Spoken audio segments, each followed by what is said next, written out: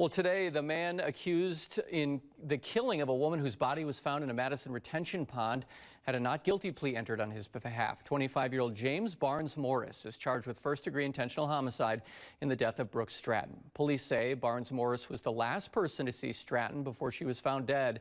The criminal complaint alleges that multiple people said Barnes Morris hurt Stratton and made threats to kill her in the past.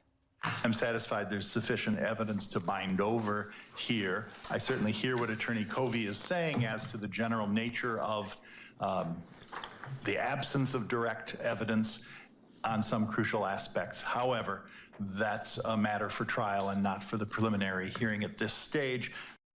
The defense argued in court there was not enough evidence to be charged with murder. The judge didn't agree, and the case will go to trial.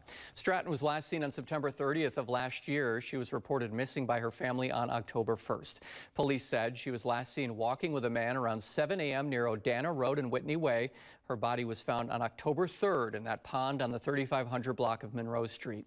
Friends have described Stratton as supportive, bright, and kind.